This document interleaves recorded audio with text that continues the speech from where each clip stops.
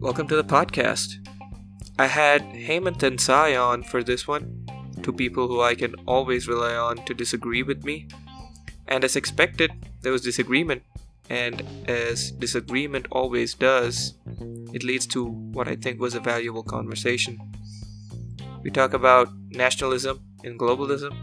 We talk about misinformation, social media, and much more. I bring you episode 4 of the podcast.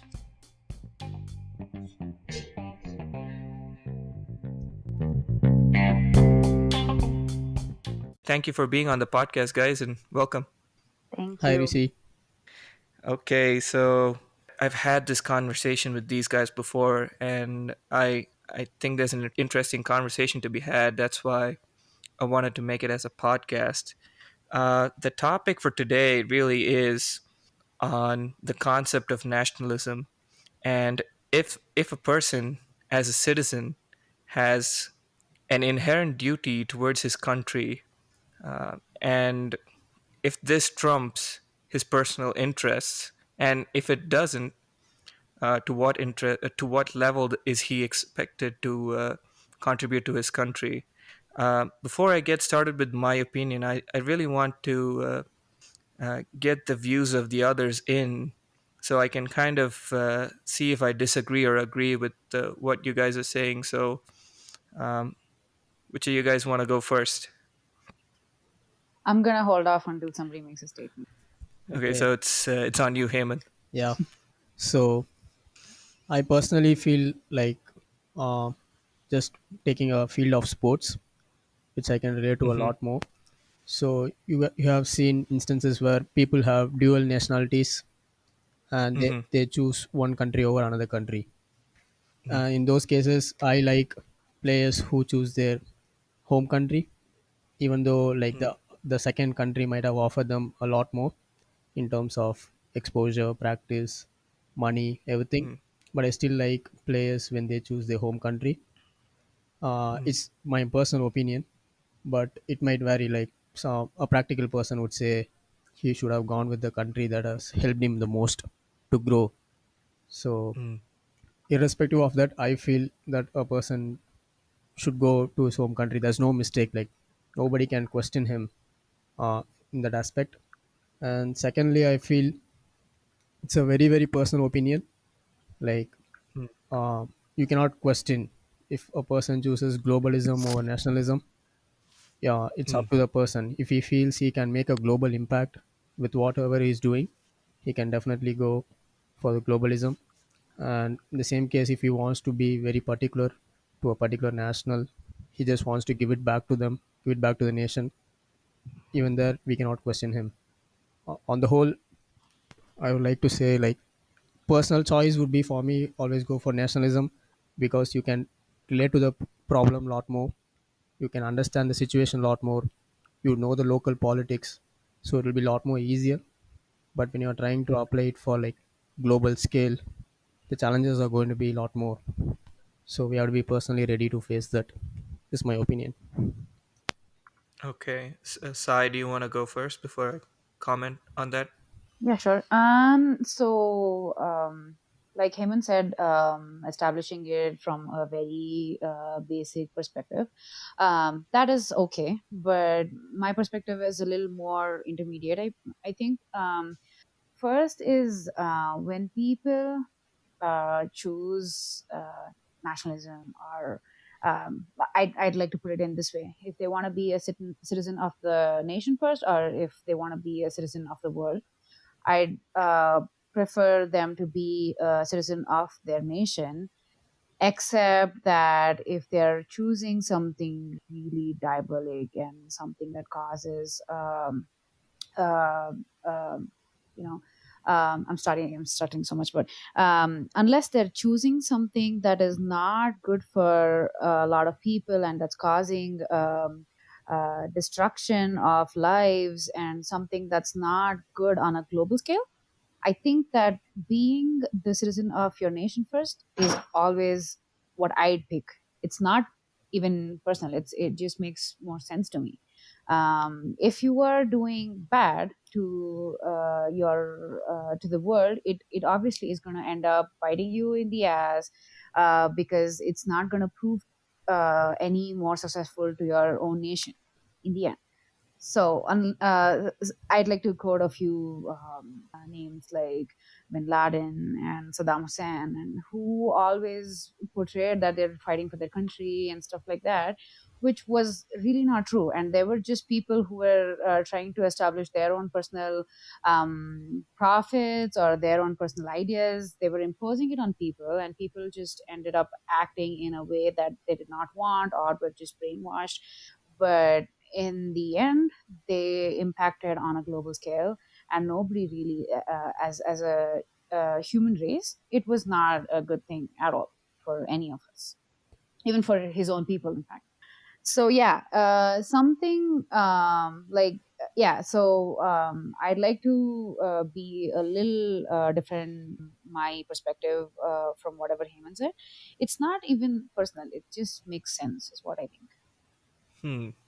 Okay, so there's already a lot of things to dissect here. So I think I'm pretty much in agreement with what Heyman said. I do think that in the end of the day, it should come down to a personal choice. Um, and in his argument about a sports person choosing between two countries, even that, yeah, he made it quite obvious that for him, he feels that um, the home country has a certain advantage, like you know the people better, you know the culture better than your adopted country. So uh, he feels that that's a certain advantage, but every person might feel different, and they should still have the choice to choose. And I think I'm in complete agreement with that. Uh, and with the things that Sai said, I'm not sure I completely wrap my head around it. So in any sense of the word, so if a country went to war against a different country, uh, uh, and the leader of the country incited that war, doesn't that actually stem from nationalism? So um, the examples that you stated, like they, despite you dissecting it as personal interests, according to them, they were doing good for their country. So I would kind of classify that as rabid nationalism, similar to most authoritarian countries in the world. Like every leader of an authoritarian country thinks that they're doing it for the country. So there's something inherent to nationalism that creates this impression that my nation first, which I do have a problem with. So um, and in the interest of the argument, I do also want to kind of sway this to a personal perspective, in the sense of an average person like us, and what our duties are, and what you think we should do as citizens of a country. And if you guys can comment on that, I think Sai, there was a little criticism on what you said, so I think you should respond to that. Uh, I mean, well, what I was trying to say earlier was that as long as you don't do harm to the human race, and actually, if you're not trying to be a person first, a human being first, like that's our foremost responsibility. So Mm, when it comes to decisions like that, like I'm pretty sure Hitler thought whatever he did with the Jews was completely justified. But exactly. again, Yeah. it's very ironic, and it's I mean, it's common sense really, that if you want to kill a person for your country, unless it's defensive, I mean, doesn't it speak for itself? It's not really being human in the first place. So Mm, whenever there is this huge revolt with from the so-called terrorists according to us, and so-called revolutionary according to their own people, what we have to see is that, is it an act of defense? Are they oppressed? We see Iran as Iran, Iraq, and those kind of countries as a threat and terrorist nations. But then sometimes, if you really, kind of, if you look the other part of it, I feel that they're just saving themselves from America, portraying it as they are, where America always says that they're trying to protect them, but then it's an open secret that they're just exploiting those nations, Mm, really. So what I'm trying to say is, first we need to realize that we have responsibilities and these decisions to choose and act upon as humans, and then comes nation, and then comes being a citizen of the globe. So kind of the first mm, and the third responsibility is almost the same, is what I'm trying to say. And about people identifying their culture and being more acquainted to it, and that's why them having to pick it, I think that's just a part of it. Like, all of us here are entitled with certain kind of responsibilities, and I am sorry that you guys are gonna get really ticked off with this, but at the end of the day, sports is just entertainment, and none of us are really saving any lives, or nothing is coming off of it. It's just a good use or waste of 3 hours, or however long you guys play that for. So, what I'm trying to say is, pay your taxes right, be loyal to your country, go back to your country, develop it, and take the ideas back. Be very educated in a way that you can always give back and stuff like that. That is the topic I want to get to in this podcast. That's what Yeah. I'm kind of mm. waiting to get to. Yeah, yeah, I do want to get to that too. Um, yeah, Heyman, go ahead. Yes. So I would agree with Sai what she ended, like giving it back. It's very necessary. Mm, Irrespective, like it depends how you want to give it back, in terms of money, in terms of investment, in terms of jobs, in terms of knowledge transfer. It depends on mm, whatever way you want to give it back, but you can give it back. So mm, personally, if you ask, I would like to see a lot more people transferring knowledge from what they gain experiences outside their country, and going back there, investing over there, creating jobs over there, helping people improve. mm.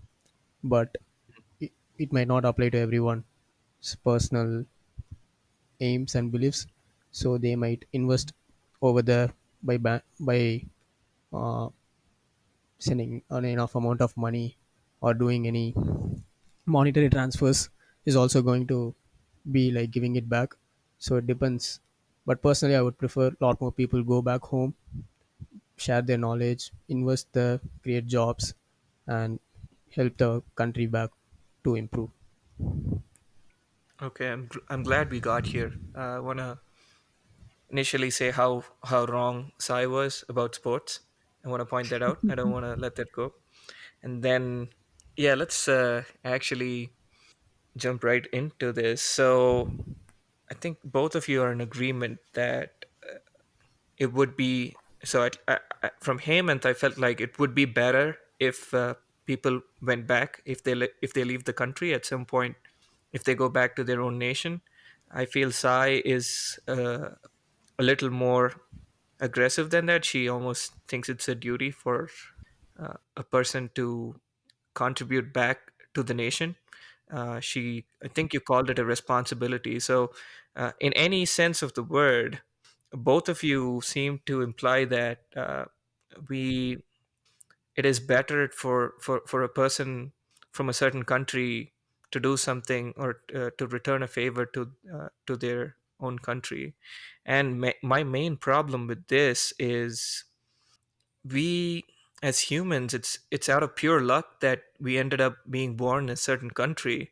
And I totally understand that the nation that we were born in was did take care of us and gave us a lot, um, for our development and for education and whatnot. But I'm pretty sure if you were born in any other country in the world, that country would have done the same. So my real problem is that the concept of nationalism is a purely abstract one. So there's no physical nations in the world. It's all a construct that we've created for large scale cooperation, basically. So, um, and why we need to have a sense of debt towards this imaginary construct and not the entire planet uh, is is really the difference in opinion between the three of us, I think.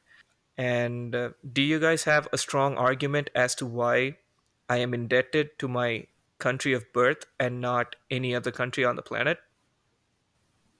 Uh, I don't actually have a strong argument, but I can suggest my view. Like uh, both nationalism or globalism is a concept. Hmm. It's not an actual existence. Both are just concepts. I feel it's more logical and easier to go back to your roots and establish whatever you want than other way, than like establish your thoughts in a different setup.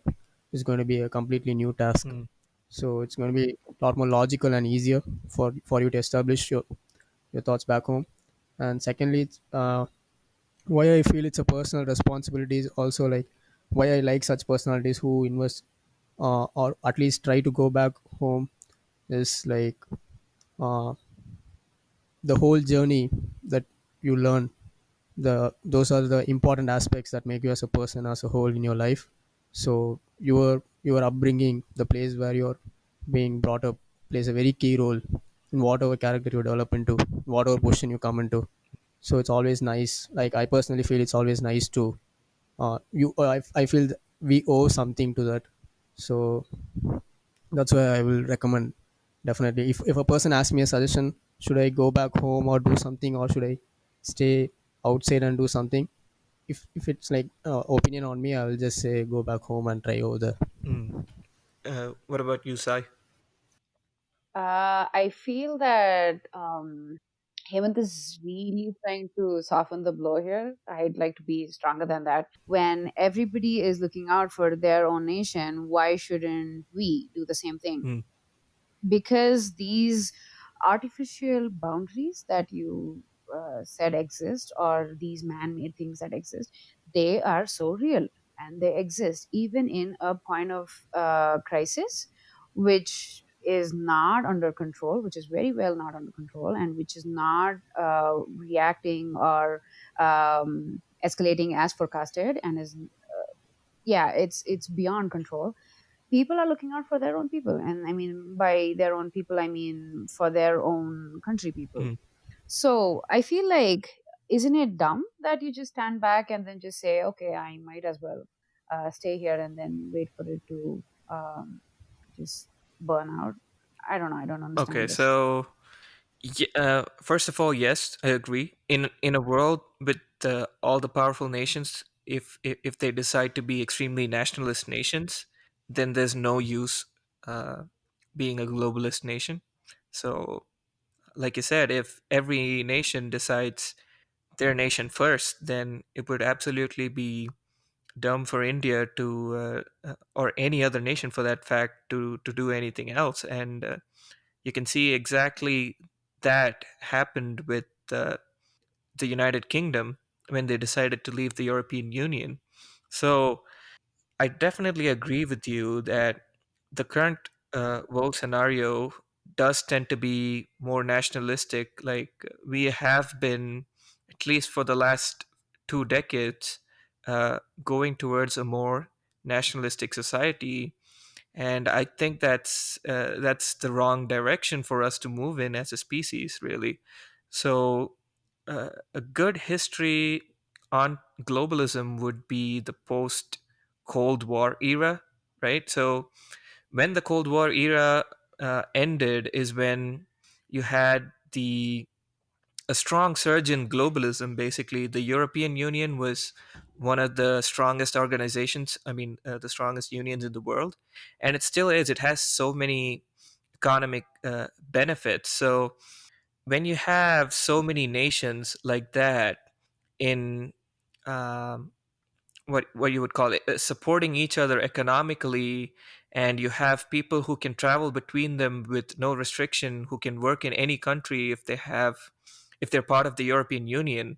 What that did for Europe post World War is unprecedented, and there's no way to deny that. And even if you wanted like a uh, more real world example, if the European Union today is was still as powerful as it was before, countries like Italy that was struck in really bad by the pandemic, they could have shut down way more earlier without fearing economic uh, uh, disaster, because they know that the European Union is going to support them. The other countries around them are going to support them, and it in turn also helps the countries around them, because if Italy locked down and restricted all uh, travel, uh, of course, yeah, Italy is going to be affected, but they know that economically the other countries are going to support them, and in turn the other countries don't get millions of patients with the coronavirus. So I do agree that the current scenario is more nationalistic, and it it actually worries me. I think we need to go back to a global community, because every problem that we have in today's world is better solved by global cooperation than by a nation on itself. Um, and this pandemic is just one example. I could give you more, but um, I really feel that most of the problems, or most of the serious problems we're faced with today, are not confined by these imaginary borders, and we should stop pretending that they are. I feel what you're talking about is like an ideal world where everybody share everything and everybody is treating everybody equally, but that's not the practical situation right now. So everybody is concerned about themselves, their own country. So once, like, if you can imagine a country like US limiting immigrants currently, so they are like the most developed, most powerful country. So you can, there's no wrong for other developing or developed countries to take a step back and think of themselves first, and then go and help others. But in a practice, even after this, uh, I don't feel we are going to get a practical situation where everybody shares everything or ready to share everything in this highly competitive situation right now we have. Hmm. So, Basically, I'm telling, like, it's practically not possible. like, my fear about that is we might be forced to go in that direction, because for me, uh, you guys can disagree on this, but for me, the biggest problems that we're faced with right now would be climate change, um, artificial intelligence and automation, um, and global pandemic, and none of these can be dealt with effectively like we've seen on a national level, right? So even for this global pandemic, so we had like scholars like Yuval Noah Harari talk about this. So he thinks that if the United States had people in China before, on ground zero, when this virus broke, and they had a free transfer of information, uh, and we had global cooperation in the sense that China said, we're going to shut down all borders, we're not going to open up till other countries are safe, we would have had a much better outcome. But I totally agree that we don't live in that world right now. But I fear that the types of problems that we have, that we're faced with, especially this pandemic, we might have to change the way we think. The bigger countries might be forced to think in a different way, because clearly a national approach to global problems doesn't work. And that's really where my concern is. Sai, do you have any input on this? Yeah, actually, one might think that, and one might think that that's the most obvious solution, or that would be the most obvious response to something that's so that's not under control. But all of us know what reality is and how things are panning out right in front of our eyes. about Trump threatening India, about retaliation, about the drug. And well, what I'm trying to point out is that it's an idea, Rishi, and an idea that can go a long way if it actually turns into reality, which sadly is never going to become that. And we are a first hand witness to this. Hmm.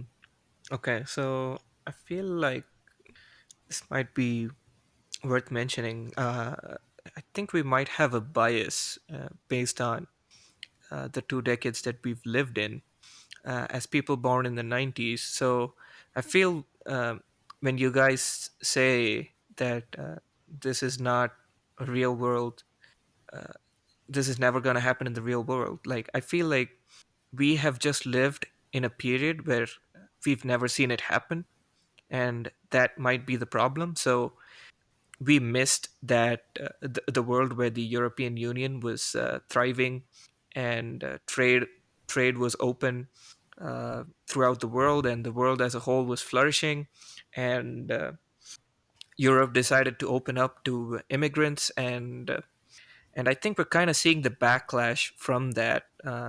We have the immigration crisis in all the developed countries because this is the post globalization world, I guess. Like they let too many people in and they kind of freaked out. And then all the nationalists came out of hiding because there were so many people from different countries in their own country. And there's this sudden surge back in populism, basically, of nationalism. So I think we might have a bias because we never lived in a world where we saw globalism being successful. But uh, that in history that was the case for a strong 2 to 3 decades. And to say that that world can never come back, I think is a little short-sighted. So that's my first argument.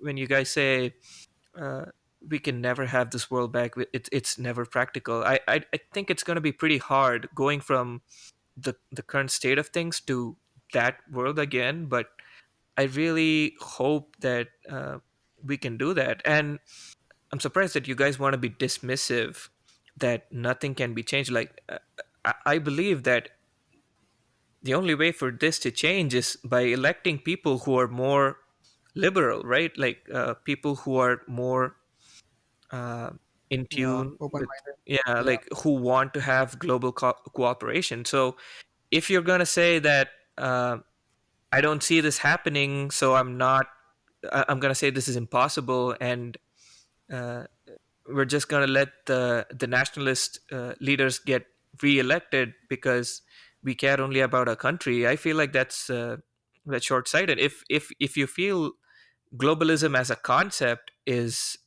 sound, you have to do everything in your power as citizens of the country, especially during elections, to vote for the right person. So um, I feel like saying that this is not realistic and hence we should give up on this is an excuse. And I think we should start off by talking about the benefits of global cooperation rather than thinking if one country wants to be with itself, we have to do the same. Um, yeah, that's basically my stand here. I have a question actually. Yes. I have a question, and I'm kind of in support of whatever Trump is doing here. So, uh, how do the majority of the people who are not really educated and then who are not really under the skilled employment actually find a job? Because I mean, us being oppressed, immigrants being oppressed, or not being given enough scope or wise, be that as it may.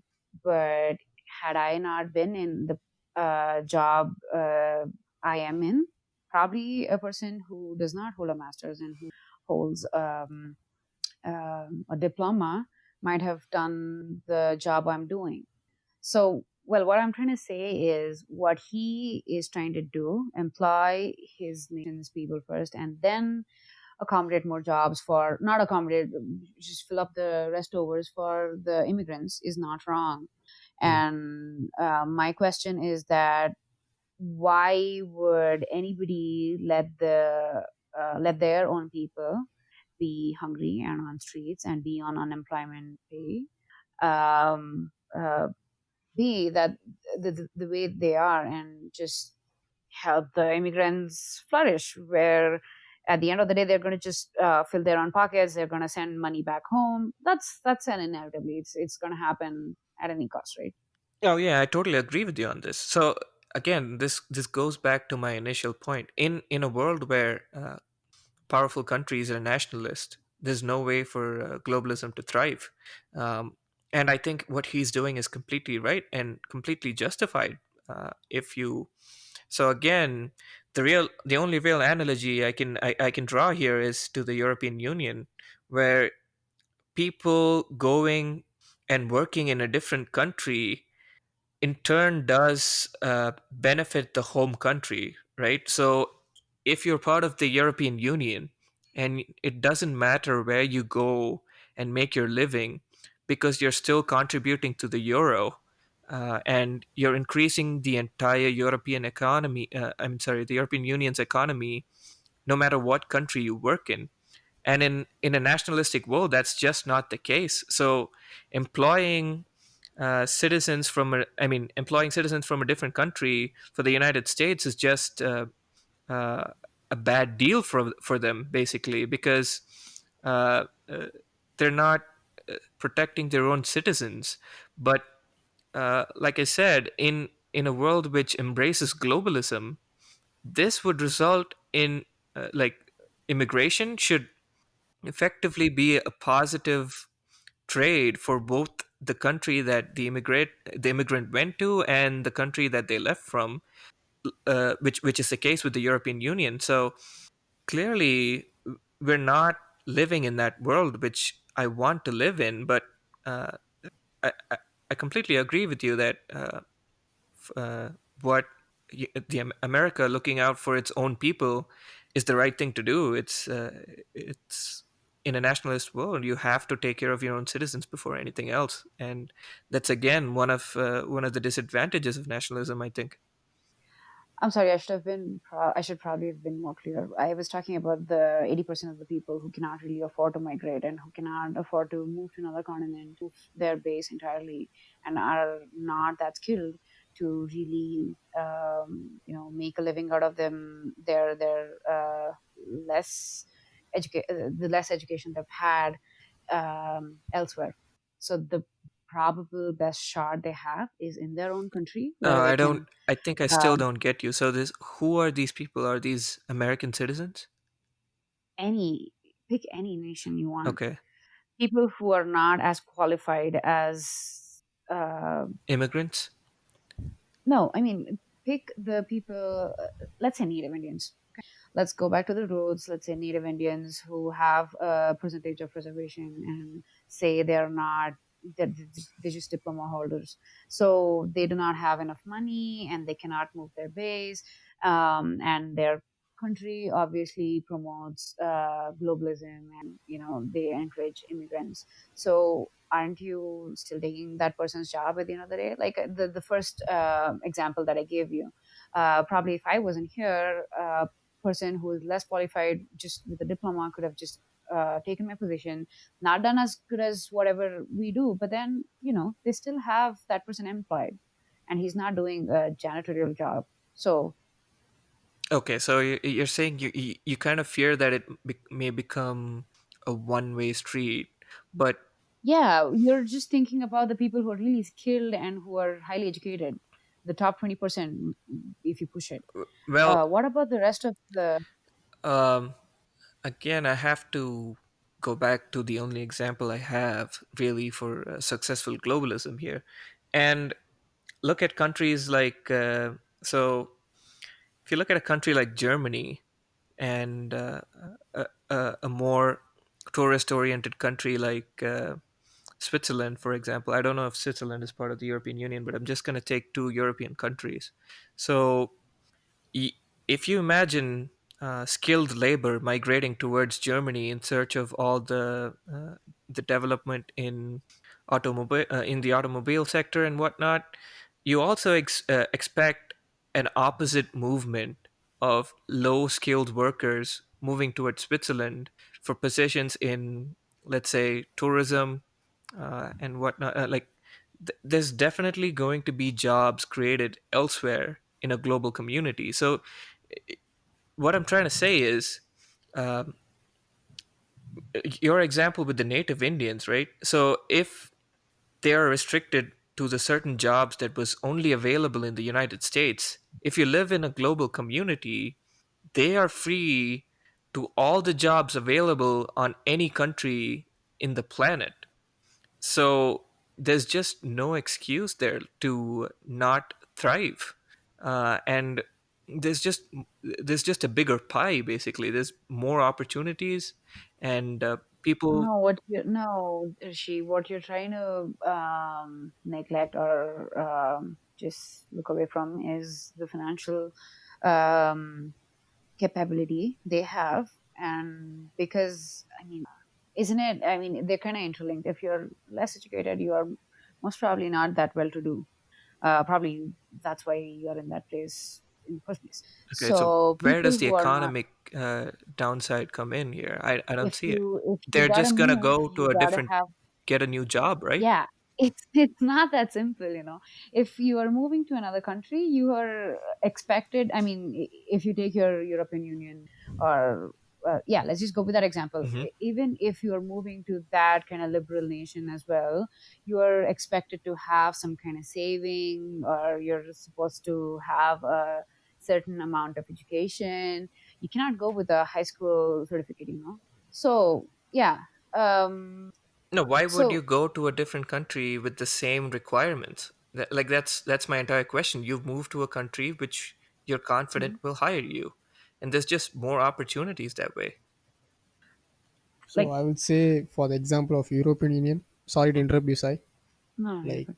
uh, if you see the past decade, there has been a lot of issues with Oh budget yeah. allocation. Hmm. So the richer countries with good economies, they are telling like we are contributing a lot more to the poorer countries than them contributing to us a lot more. So there's like a lot of issues going on. So even there, I see a trend of like Nationalism, a lot yes. more Yeah. countries, yeah, a lot more countries like looking after themselves. And if you see, the globe as such is like very competitive. They have to show like they are performing. So if they want to share resources, they would like to share resources at least with where they can get something else for what they share. Hmm. But if it's going to be uneven, there's going to be a lot more issues, and there's going to be like a lot more problems, and they're ultimately going to look to care upon themselves. I can only see sharing between countries which are like economically similar, or which share like they give and take what they need. Mm. But if it's going to be uneven, if it's going to be like one side, one dimensional flow, Mm. I think it's not going to last long time. There's going to be Mm. issues. Yeah, I think I completely agree there. Okay, Sai, unless you have anything to say, I think it's about time we change topics here because I feel we've been stuck here for a while. Yeah, sure. Okay. I mean, I still don't understand how not having enough money is okay to move countries, but I think, Yeah, but moving countries, I would say, is like not as easy as Rishi makes it sound. yeah, It's that's you yeah, should have some kind of saving or something to move. moving countries are How very how very different is it uh, from people from North India traveling to South India for a job? yeah, like they are not living happily over here. They're not, but they're Like like yeah, that's a totally different argument. Like, but it's it's like the it's like it's the similar they're scenario, right? Like they don't have, they're not it's skilled enough to have any kind of jobs that they can get into in their home state. So yeah, they're forced to yeah, move to a job to a place which will employ them. So they yeah, still end up making a living. I'm not saying they're happy, but it's better than not having anything, is what I'm saying. yeah, it's a Not classic everybody make example it, that you Rishi. brought up. Like yeah, they move, but I feel like it's not as easy. Like but personally, if you talk to them, they would have told the amount of sacrifices it requires, and not all are going to be ready to make that sacrifice to make the move, even within a country or between countries. It's a very big decision. And even if they make those sacrifices, are there ever enough? Not everybody makes it. They end up going back in no time. They end up selling the last bits of farms they have. I know these kind of things. I mean, it's not as simple as just I'm going to move because I did not find a job in my Yeah, region. It's theoretically it not that might easy. sound easy, but practically movement is very very tough, and it's very very tough even to move inside a country to different I regions. mean, It's And very tough task. talking about internationally, just there's let's language talk. also. I think Yeah, there's maybe Yeah, a yeah, language. And bit. if yeah. you talk about your folks moving from, I mean, within your state, when I say your folks, I mean your state people from rural to center of the city, it's really difficult for them. They make a lot of sacrifices, though it's the Mm, same language. I want to say not everybody makes it. They end up going back, and it's not simple. So, mm. let alone different parts of the same country, even within our states, it's not as easy as just moving because I don't have enough opportunities here. I think you guys You have should got have a me. significant you should have a significant amount of education and a significant amount of money in your bank account, and then the rest of the sacrifices follow, and then if you sustain, well and good, otherwise you have to move back. Okay, I think you guys have me slightly convinced on the difficulties of moving there, but uh, yeah, I still think in the grand scheme of things, there's just more benefits to globalism. But again, maybe we'll touch upon They this. are, Yeah, they are, but it's just not real at this point in time because probably we are those cynical generations that never got to see this happy globalism times. But it is what it is right now, right? yeah. Okay, I want to take this topic on a different direction. It's something that I already discussed on episode one of the podcast with Harish. It's basically about misinformation and how social media is contributing to the rapid spread of said misinformation. Um, I certainly think this is one of the biggest problems that we're faced with right now, especially in the age of social media, where it's so easy for everyone to spread information to a large number of people and very fast. Um, so yeah, let's get this started. Do you guys also share this concern, or do you guys think it's something that's overblown right now? Oh, it's a huge concern for me. Like Mm, the amount of misinformation that's being spread is very scary, and it should be there should be like something done to at least reduce the amount of misinformation that's being shared. mm. Okay. What about you, Sai? Do you also think it's huge? Yeah, it's definitely something that's of a concern because with the world being so, the world is getting closer because everybody's everywhere now. So the only way we are in constant touch with our folks back home or um, uh, know what's going on around the world because there is a constant awareness that's expected of us. Media plays a huge role, and it's alarming to the extent that things are not conveyed in a correct way because Mm, in today's time, having information is everything, and then we have to make several decisions. A lot of things are are weighed on that, and when the information you get is not right, everything is going for a toss. mm. Okay, so again, this brings me to a topic that I kind of brought up with Harish, but we never really got into it. So I'm interested to hear your opinion on this. So most of the social media platforms right now, um, they take a privacy over security and accuracy policy, in the sense they say you are free to post whatever you want on our platform, and you have your privacy to decide who you share it with, and as long as it's not targeted harassment or like inciting violence, um, we're gonna be okay with it. We're not gonna moderate you based on if the information is false or not. Let's take WhatsApp for example, right? Which I feel is the biggest, at least in India, the easiest way to spread false information. They have this policy of end-to-end encryption. So uh, they basically claim that all of their messages are end-to-end encrypted, meaning that nobody, even if they wanted to, will be able to view any message that's sent on their platform.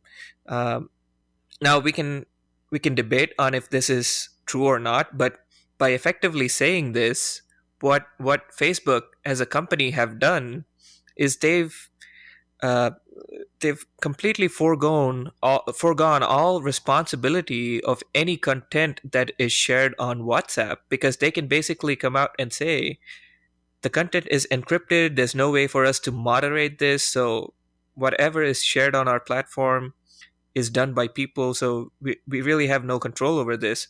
So in so basically, if you're a terrorist, you could plan your next attack on WhatsApp, and they would have no idea on what's going on because their messages is end-to-end encrypted. So here is the interesting part, like, do you think that privacy is more important than security and like preventing the spread of misinformation?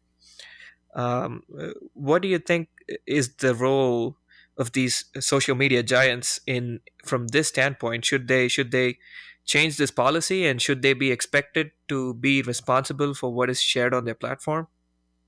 So I would like to go first on this. Mm-hmm. I personally think privacy is very important. Mm-hmm. Privacy should not be interrupted. Like reading Mm-hmm. our messages, reading what we share, is Mm-hmm. I feel is ethically bad, and it can be reverted upon us from without even knowing. Like we will not even realize like it's being used upon us.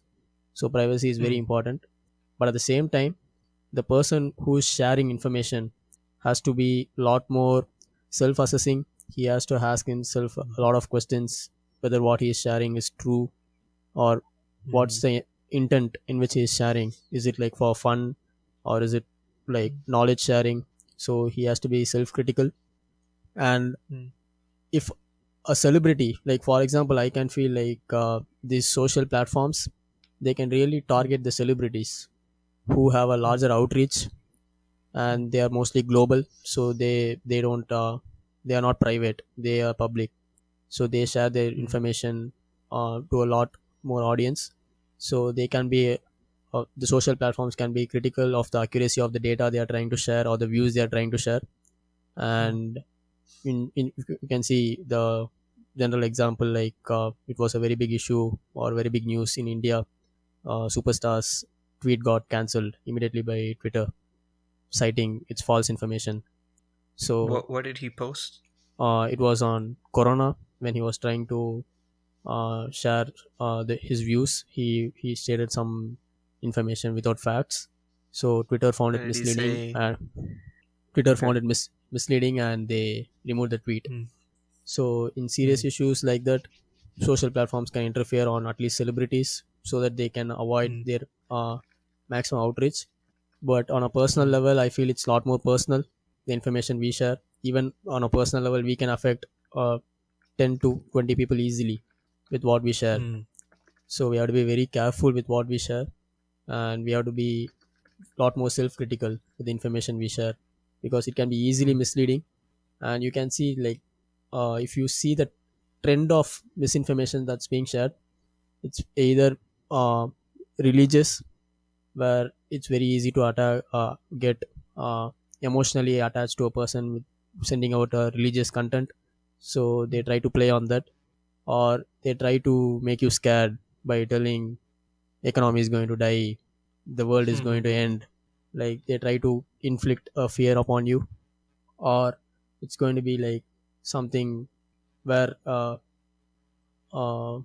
based on the current trend. Like for example, like if now COVID-19 corona is the current trend, people just create rumors out of it and just Hmm. share information on that.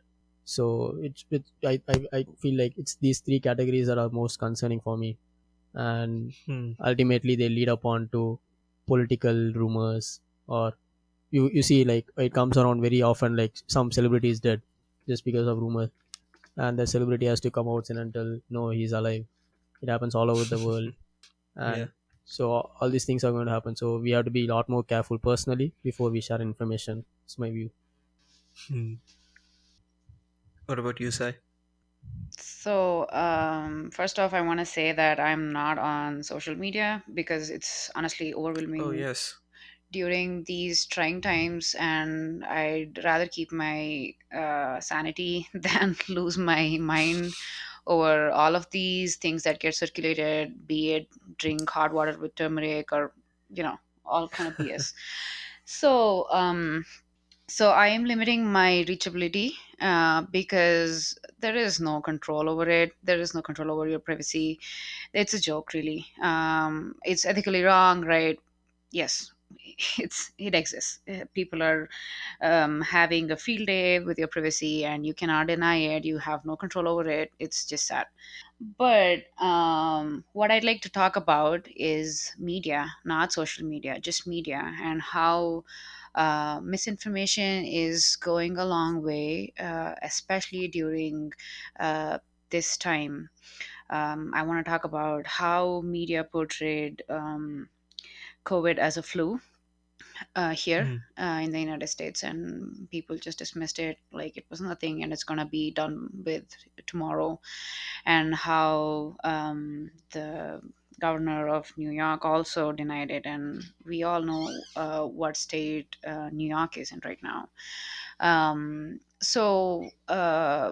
Fox News, CNN, BBC, everybody denied it. They just called it the flu, and Cuomo called it the flu as well. And because we are from another nation, we obviously have more hold over the information we gather, and we try and gather information from different sources. It's obviously different for people from the same country and from people and for people from another country, right? So yeah, when media itself is so uninformed and they don't have their fact checks, and they broadcast things that celebrities say and what reporters think is right, and they have the capacity to broadcast their personal opinions. And yeah, I want to first start off with that bothers me big time. That is not okay.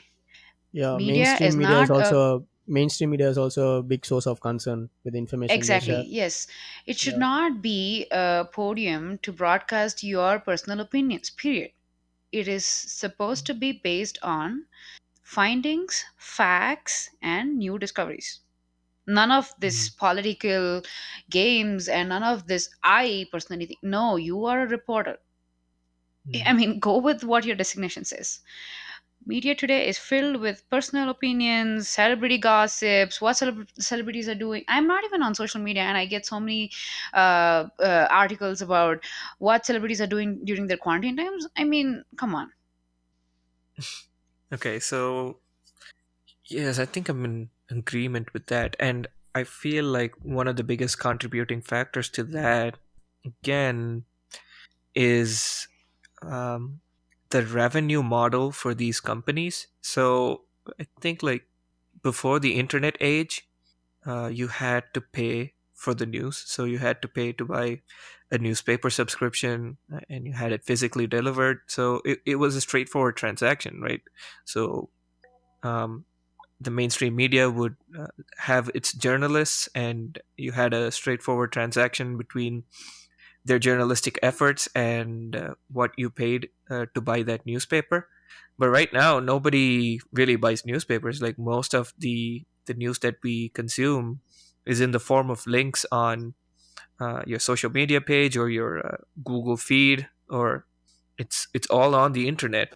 So really, the income is only percent if if the company gets clicks, right? So um, they need there's a lot of sensationalization of news going on. There's a lot of clickbaiting going on. There's people just want you to get to click on their content, which is kind of a bad direction for good faith reporting, because sometimes news is boring, right? So uh, and there's nothing surprising about saying certain bland facts, and this is a problem because if you say facts as is, that might not get as many clicks as sensationalization. So mm, there really is a problem with the revenue system uh, for news media, and I think that has to change.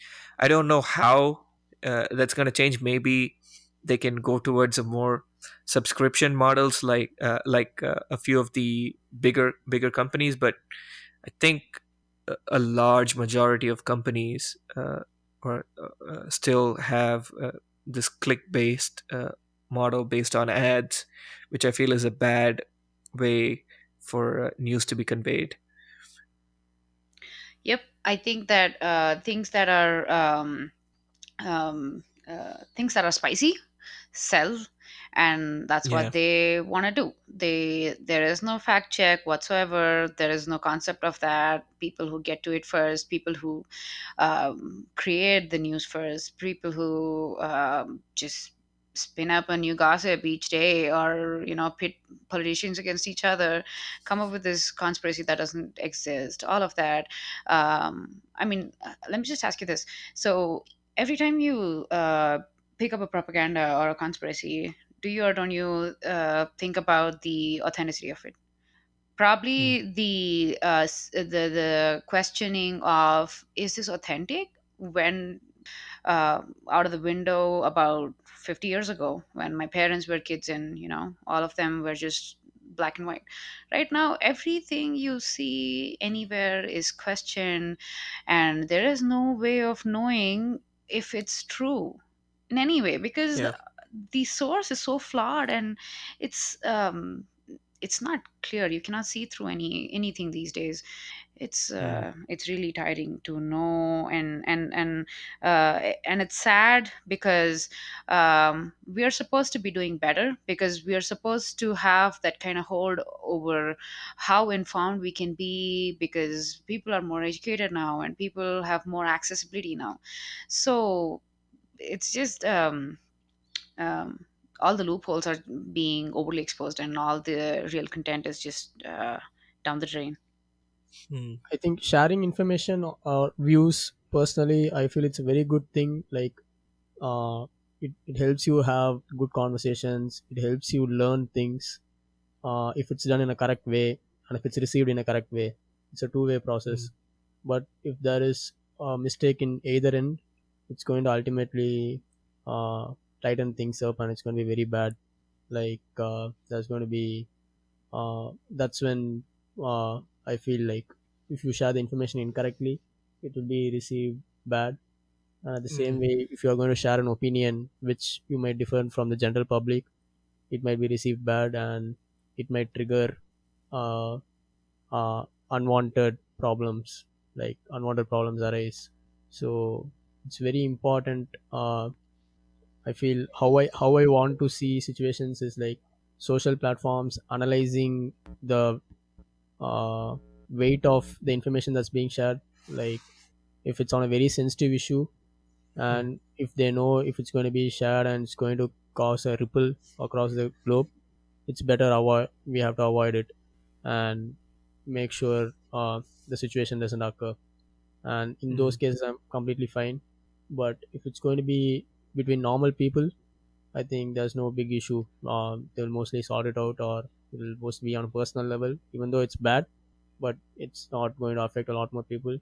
But if it's going to mm, be on a global level, or a national level, or even a state level, I think these social media platforms have to analyze the person who is sharing, what is his reach, mm, and how sensitive is the information, what's going to be the outcome of that, and then make sure uh, they don't allow it. But whereas in mainstream media, there is censor options. They have a laws, and you can be sued of if you share misinformation on mainstream media. At least there are certain laws, but I don't know those Hmm. laws exist for social medias yet, or even if they exist, I don't know Hmm. how strong it is. Hmm. So we have to be a lot more careful on the social media part, what information we share and how we share. Hmm. Okay, so I think Hemant already made his view on this clear, but I want to get Sai's input on this. So, Hemant seemed to say that for people with large influence, it's completely okay for at least the social media platforms to censor them if they think that they're sharing misinformation.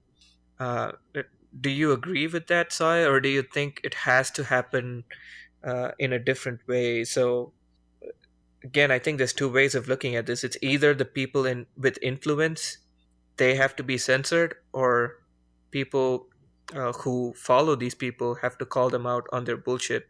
So which do you think is the better approach to take? So here's what I think. I think that social media is opinions and whatever chitter chat, jibber jabber, whatever.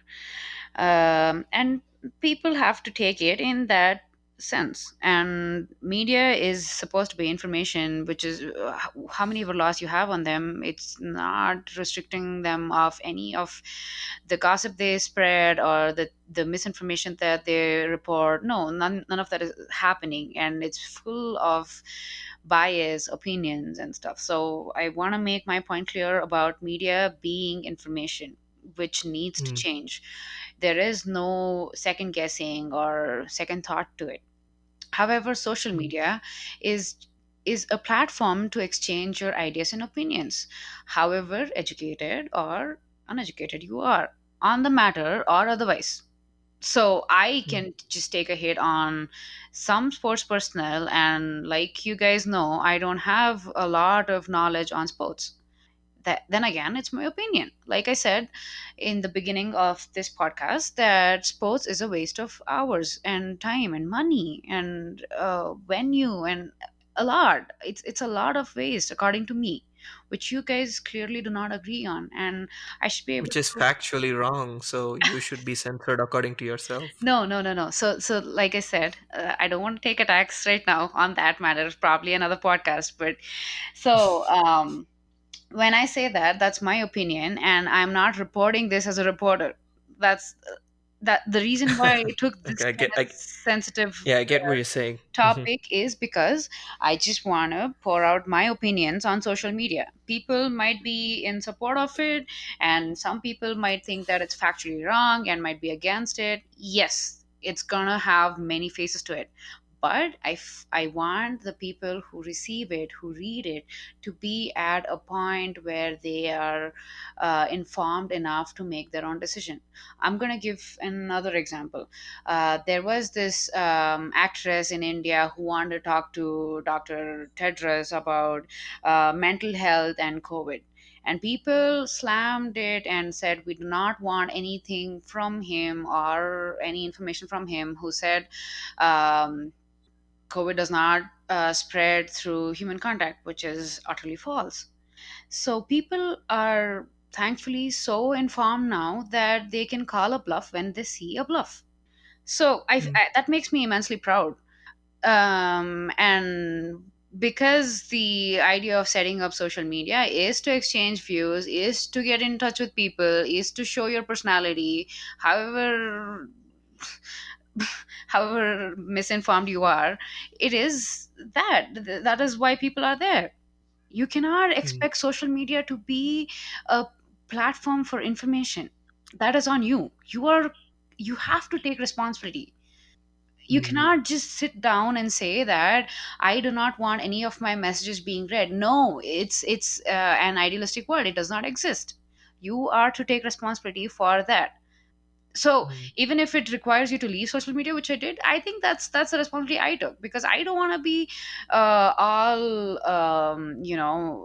cloudy in my head about these kind of misinformation, and then because I stay away from home, I don't want to be swayed by this kind of negative comments or negative information that are not even true. So Mm. I think it's on you. If you want to be in that mush and be all looped in on what each celebrity you like or do not like things, and you make your decisions based on that, I think it's I think that's just you. You Okay, have I'm gonna use your favorite argument against me right back on you. I don't think that what you describe is reality right now. So there's still a lot of people who would blindly follow what people in authority and people who they follow will say. This can include what politicians say, what actors say, what spiritual leaders say. There's just too many people, or at least a fair number of people, who will take their word on it. And to say that we are already in a place where people are able to call everyone's misinformation out is simply not true, I feel. But I have to agree with you on the basis of the argument, though. I do feel like that is the kind of society that we should move towards.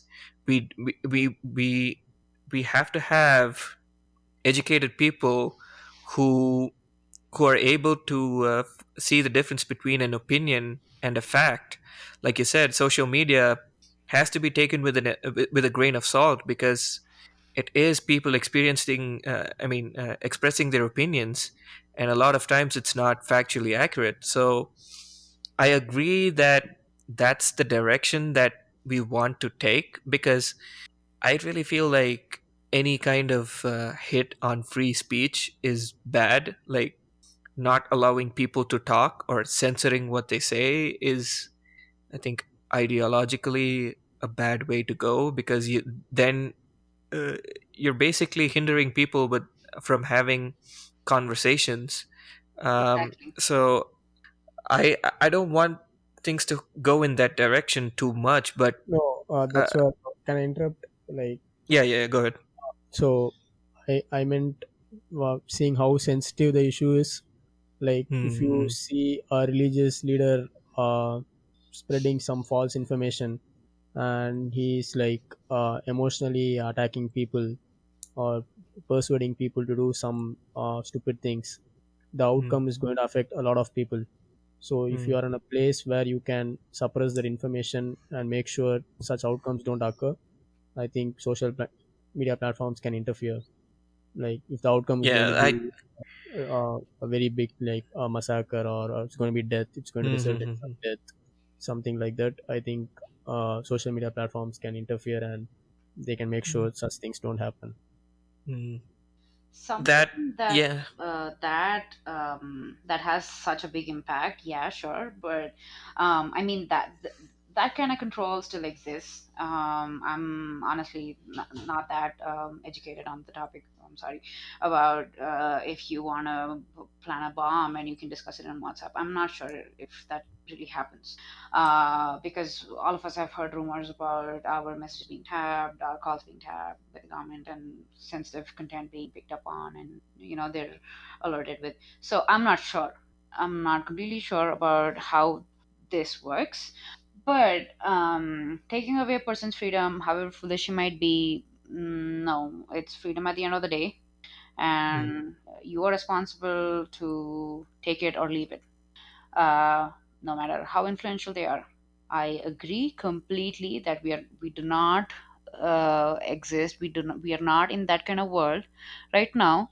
Education is key. That is the only way to escape this or escape any other Mm. kind of nonsense. Misinformation. So yeah, I think that censorship is again depriving a person of his freedom just because he's stupid. That's not right. uh, Mm. what's right is you being responsible for where you get your source of information from. Mm. Yeah, that's true. Yeah, Searching for the right we should. information is very important. Yeah, we should go towards that. But uh, I do have sympathy for what Hemant is saying there, because yeah, sometimes it's just out of control. Like, people say a lot of stupid things, and sometimes it's just easier that way, I guess. But and yeah, I have been noticing that. I think I saw a post on Facebook that was flagged for having inaccurate content. So I think the social media platforms are already doing that. So yeah, Yeah, let's and see. you can also report. I'm sorry, the last time I checked on Instagram or Facebook, you can report too. Yeah, you can Oh report. yeah, Yeah. you can Saying report. that this Yep. is not genuine, and you know, I'm not sure what happens after, but the content is taken off from your news feeds. So Mm, that is good. But uh, yeah, there is. I don't think you can really contain discussion and ideas, and mm, for something that's stupid for you might be a revolutionary idea for somebody else. yeah, Yeah, so exactly. it's all perspective. Yeah. Um, okay, I want to, Sai, get your opinion on how life has been without social media. Are you feeling more liberated? Is it better? Would you suggest other people do it? Or what has been your experience so far? I actually do it time and again.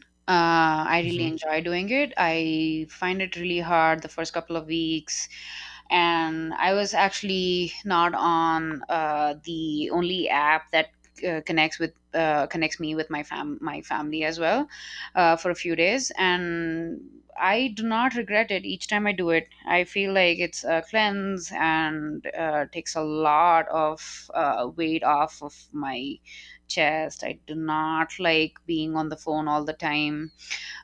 Mm, When you get used to that kind of lifestyle, I must say it's really calming and it's healthy. mm, Uh, Especially for people that are in the US. Let me just talk about the group we have here. We are constantly trying to be in touch with friends back home, and their time zones are not same, and that makes us always be hooked to our computers or phones. And obviously we don't just are in touch with them, we are always in touch with these social medias gossips and irrelevant mm, posts. I feel like we can put our time into much better use, and when we are mm, taking our eyes off of our phones in this kind of not in a derogatory way, we can use mm, it for reading and calming our minds. And I feel that mental health really trumps everything else, mm, especially during these times. Keeping calm, being in touch, and actually informing our people with adequate information, and not being exposed to this kind of panic, and educating them with the relentless mm, gossips. I feel it's really healthy to take your mind off of that. mm. I think I'm in agreement with that. Um, yeah, especially for me, I've found out, like, from the mental health standpoint. Um, I do feel like I have had to change certain behaviors about myself, especially relating to social media. Um, Both Android and iOS have time limiting features baked into them that I use daily now. So I kind of impose restrictions on myself, but I also find that the time of day is really important for me. So if I see something on Twitter that pisses me off right before I sleep, that's like 2 more hours of anxiety for me. It's like I'm stressed out about it. It's always on the back of my mind, and yeah, I've found social media to be a generally negative experience True. too. But um, I don't know if I don't know. Maybe I should also take a break from it, but I feel like it's the only source of information for me right now, and uh, I feel like I don't know what I would do, where else I would get my information from if it's not from Twitter, which is kind of a bad place to be in. I want to get Heyman's opinion on this, and I also kind of feel if he's gonna say something negative, I think I'm also gonna be partially responsible for this because I was the one who got him on Instagram. So I'm hoping it's gonna be positive now. No, like personally, I don't like to share my opinions on social media, but Hmm. uh, I feel you can limit your privacy level in social media. You have the option to choose what you want. So personally, I've been doing that off late. If there are certain pages that uh, doesn't uh, be in the same wavelength with my ideas politically or even a personal level, I just unfollow them or block them. So I make Hmm. sure I follow what I want, and I feel it's very tough to live without social media if you're alone. If you're Hmm. living in a group, I think it's I can be without my phone even for a month if I'm with a group of people. But if I am staying alone, I don't think there's no other uh, gateway. Like Hmm. even YouTube is social media, so even if you're going to search something, YouTube is also like I don't. Yeah, there's Yeah, comments there, right? Yeah. yeah. So I can't see myself without social media as long as I'm staying alone. But Hmm. if you're in a group, I think it's very easy. If you're in a group, you can definitely try whatever size trying or limit yourself. But Hmm. uh, even if you're alone, I think you can personalize your choices by pages which you're following, the contents you want to follow. You can make Hmm. sure like you don't follow what pisses you off or what makes you think bad. Hmm. Just identify And them and unfollow. uh, this kind of brought me up, like reminded me of something that I wanted to bring up. And I was listening to a podcast.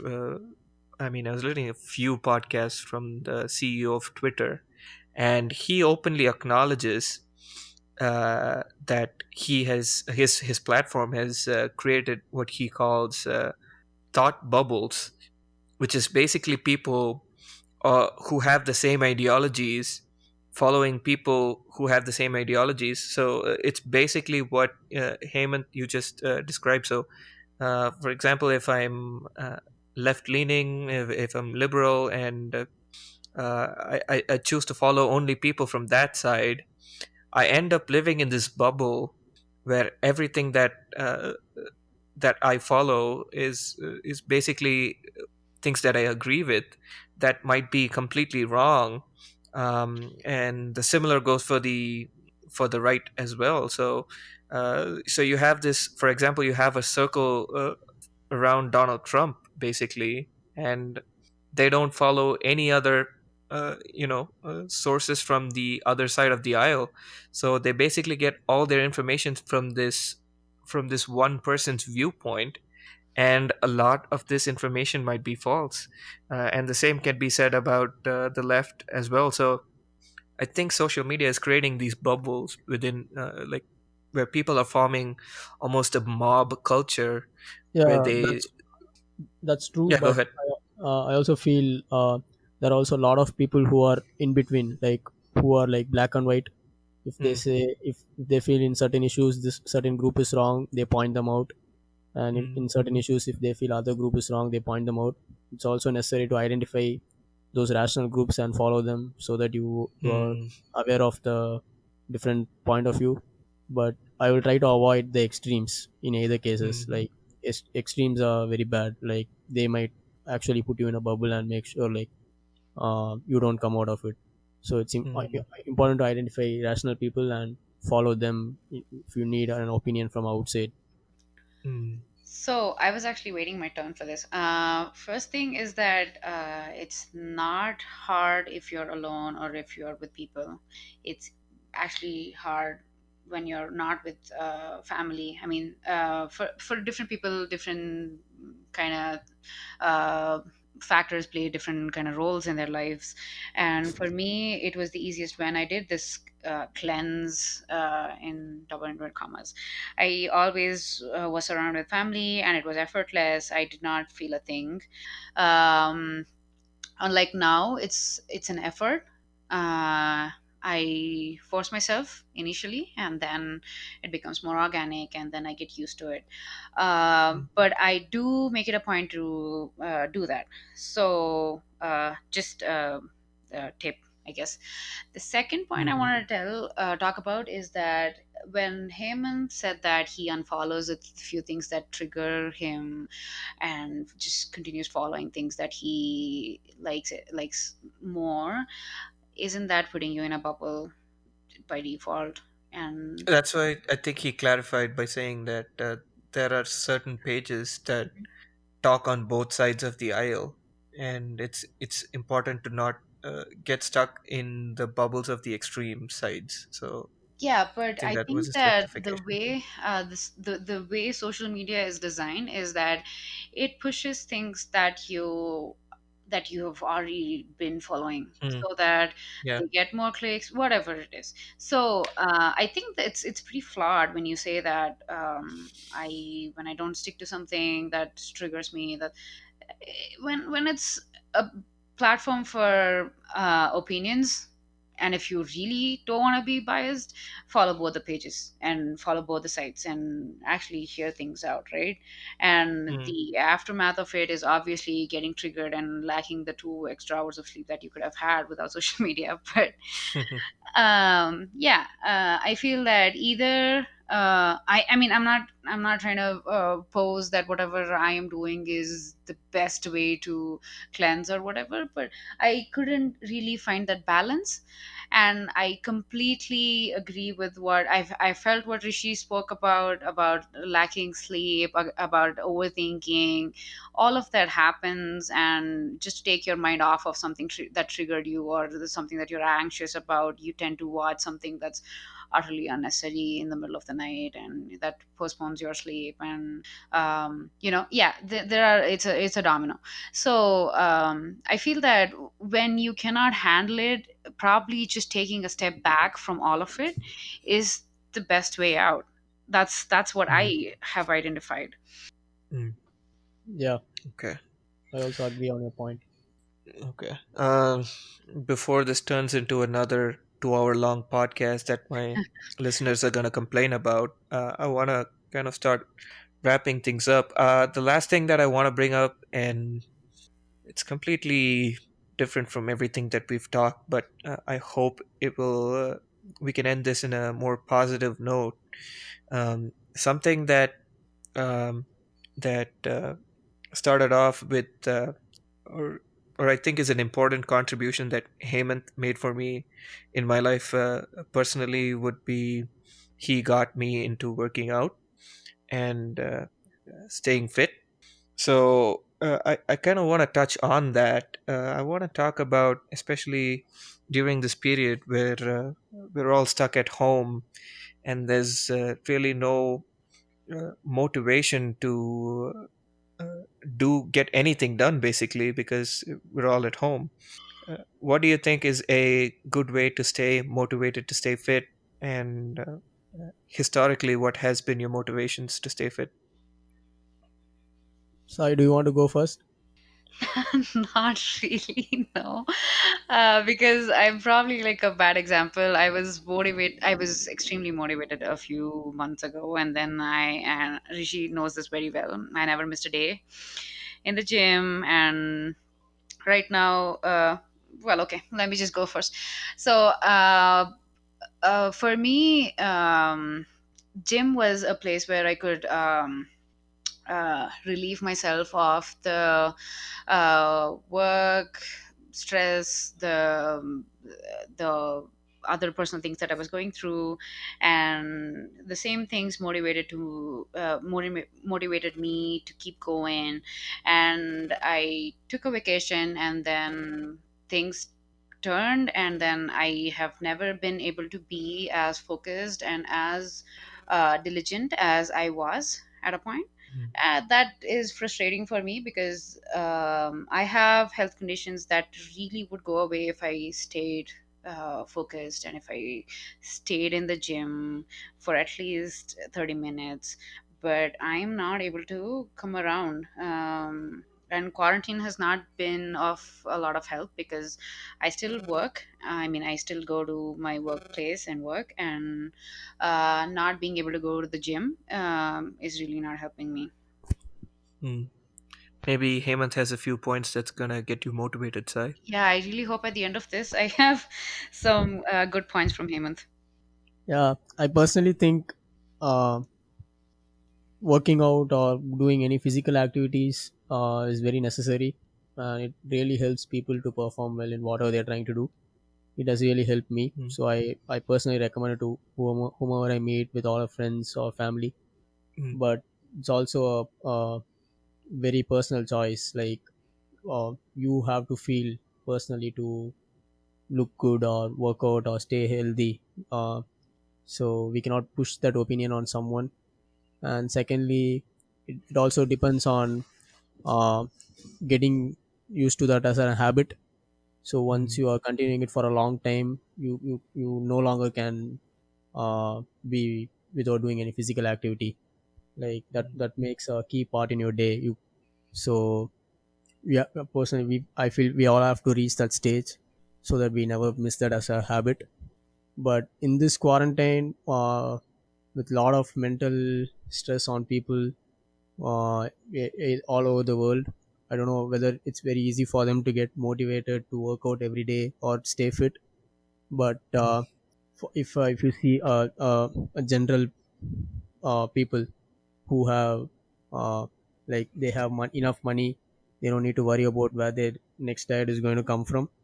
I think they can definitely concentrate on their personal health a lot more and start mm, doing whatever they like. The now there's a whole variety of fitness available. There's no like particular thing they have to follow. There's all different kinds of yoga, different types of gym, different types of physical activities all over the mm, world. So you have a like dance yoga. There's something called dance yoga. So uh, if you really like whatever you want, you can choose that and try to be healthy. Being healthy is the most important thing, and then comes fitness, looks, physique, and all those things. mm, Just being physically active and being healthy is very important, and I recommend it to people.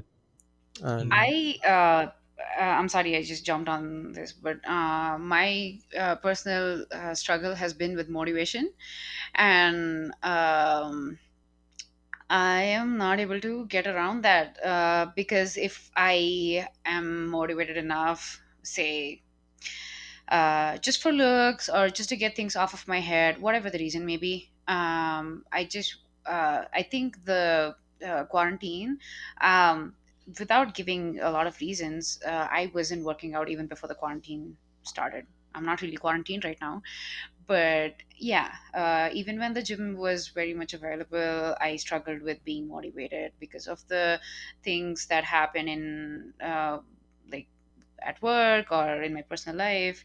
So these things really affect your motivation.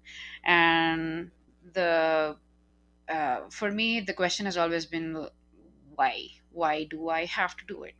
it's mm, it's so easy to be demotivated and just you know not do anything about it, because like I said, it's real. If I work out, I am definitely going to have better health than I already do, because I told you that my health condition is in a way where it influences directly.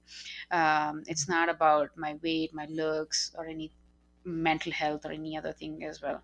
So yeah, uh, motivation is mm. everything, I guess. Okay, let me see if I can motivate you. So, I, for me personally, uh, I know it's gonna sound really shallow, but my, I would definitely say the primary motivation for me is to look better. And I remember Heyman saying this to me, but after that first compliment that you get, there's really no feeling like it. So the first time you hear someone come up to you and ask, "Hey, do you work out?" Uh, I think that's for me at least. It was a huge positive reinforcement uh, to keep going. And the more you start hearing that, the more you want to keep going. And the biggest problem with this is you don't see those physical changes in your body, at least for the first 5 or 6 months of working out. So uh, that really for me was the biggest challenge. And one thing that helped me a lot was I had company. So after that point, after the point that I was able to see changes in the way I looked, and people started complimenting on the way I looked. I really have not had a lack of motivation. Another aspect that also that I feel gym has really improved for me is the amount of energy that I have, especially at work. I feel like uh, after I started working out, uh, I started getting I started becoming much better at work. Also, I felt like I had more energy. I was more uh, uh, willing to do things, I guess. And one of the important aspects, really, with working out is discipline, in the sense that you have to you force yourself to stick to that routine. And that translated really well into my work life. Uh, the same principles of being disciplined at what you do and sticking to a healthy diet and all that, I felt like it translated really well into the life outside of the gym. So looking back on, I think it's been a year and a half that I've been regularly hitting the gym. I feel like it's been a huge positive. Maybe I would go as far as saying the biggest positive in the last 2 years for me has definitely been going to the gym. So yeah, I would recommend it to anyone without thinking. It's all about getting over that first 6 months, I feel, and after that, like Heyman said, if it's a habit, you're almost addicted to it, and you don't want to stop. Um, and after that, it's really natural. Okay. Well, as you know, I was pretty like regular, and I enjoyed all the benefits that I got after I hit the gym. Like I've told you, my energy, my health as in my asthma got better, my acidity was gone. Mm, I could control my hunger for hours, and I had so much energy. It was effortless. I lost a bunch of weight. I looked great. Everything happened. I've been through this wonderful phase, but it's just that I have not. And you guys know this. I am pretty regular. Once I get into it, however bad the rest of the things are, I do not just give it up. It's just that. Yeah, and also the compliments they pour in, it's amazing. Yes, all of that is great, but it's just that I think, like you said, just making your mind up brutally, come what may, I'm gonna not skip a day's gym for the next 6 months. Probably that mm, is what is required. And yeah, the mm, discipline, yeah, that goes a long way. You don't need all the hours of sleep. You just need a few hours and you're so regenerated. And yeah, I know all of this. But yeah, probably the key is that just blindly believing that 6 months into this, and I'm not gonna give it up for whatever reason, however busy I am, whatever things fall apart in your life. You have to do mm. it, you have to be committed, and then it becomes a discipline. Yeah, Yeah, or So you can try the things that you like. exactly. Because I feel it's really important to not be miserable when you're doing gym or dieting. I mhm. think you need to enjoy it. if, for example, you like swimming, you can just go swimming. Like you don't need to do gym exercise or do weights. Exactly. Do Yeah, like I something that said, you like.